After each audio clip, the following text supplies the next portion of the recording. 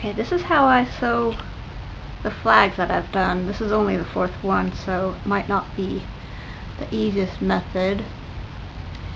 I don't have a sewing machine, and even if I did, I would be uncomfortable using it for this because, I don't know, it's just usually easier for me to hand sew. So here I've got a piece of fabric. It's nice and shiny on this side, see? But anyway, you can have it in a square or a rectangle. And now there's a website, I'll have to look it up, where they explain how to sew flags. Now this little piece here, it's got little metal pieces inside, so it's like a weight, and it's got like a tube of cottony covering, and the little, it's flexible because it's got little pieces of metal tied together with this, or connected with a string. So when you get this stuff and you cut it into your pieces, that the ends will start to fray. Now on the website he mentions using a little flame to singe the ends, but I don't know if his cord is the same as mine or not, but I'm afraid that mine would just burn all the way if I did that. So I just tie off the ends with some string, like I put some thread through it and wrap it around a few times and tie a knot. Then I lay down the cord on my fabric, and what you do is put it along two edges. Usually if you have like a rectangle, then on the longer side you go about 2/3 the length of the side, and on the shorter side, I've read some things that say you go about halfway, and other things that just say 2/3 again. So you have one piece of cord going like that, and then you take another piece of cord and do it about 2/3 the length of the first one. So see, here's another one, and I had to use a couple because I only had leftover pieces, but it comes down here and then goes about halfway the length of the first one, or 2/3 depending on how you're doing it. And the website said to also do a third one, which is like, again, smaller than the first two, but I found that for the flags I've done, that hasn't really been necessary. So when I'm making these flags, what I first do is I measure out the cords, lay them along the edges, and then I'll at the ends here, I'll sew the end to the fabric with just like a little thread going through and tying it in a knot, and then in a few other places, and on the corner. Now I've already sewn this side closed, so you can't see it, but so what I do then is I take the edge of fabric and I sort of twist it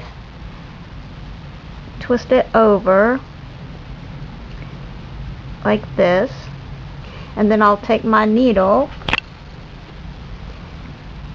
and go down and up and down and up and just sew it close so that the cord is enclosed in your little flap on the end. And then I'll do it all the way down to the end of the corner so that the whole side is even. And that's pretty much all there is to it. Now the other two sides, you can either sew them also if you want to, or if the fabric, if you can tell that the fabric's not going to fray, I just leave it. But if it looks like the fabric's going to get all unfrayed, then I would sew those sides too. So anyway, that's how I do it.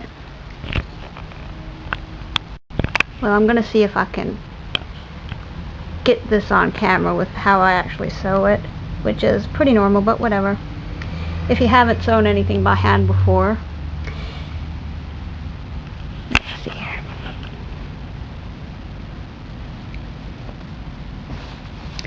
Now when you're doing the left edge, it's sort of hard because you have to sort of hold on to the cloth in order to get the thread through. But so anyway, take your needle down and poke it through and either just do it once depending on how hard it is to get the needle through the fabric. And if you want, you can put your foot here and hold on to the fabric. And you can go through it a couple times. Although this fabric's sort of harder to get through. The metallic stuff is sort of hard. And you hope that your thread doesn't get tangled up, because that's really annoying. You have to untangle it or cut it and get a new one.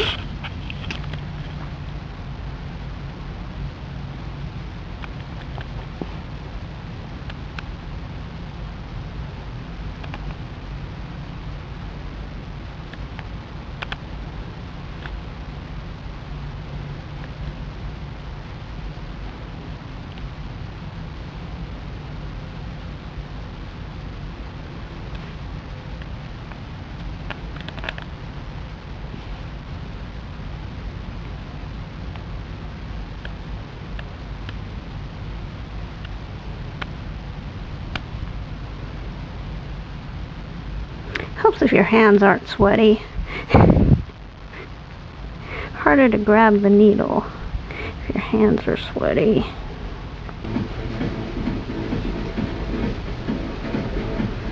So, here I am, finishing up this edge. Now, you'll notice that I'm sewing on the floor. Most people would probably rather sew on a table, but I don't know, the floor just has more space. Now I do tend to get a backache when I do this, so the table may be better. But that's up to you.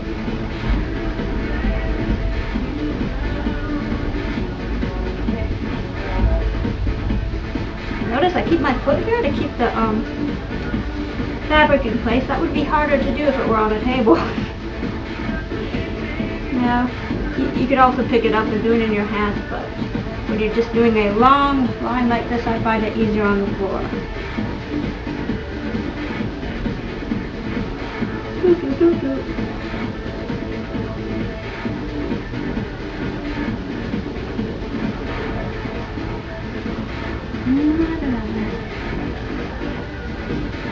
Okay, so you get to the edge and you tie off the knot. Do a little loop and go through it, and do that a few times.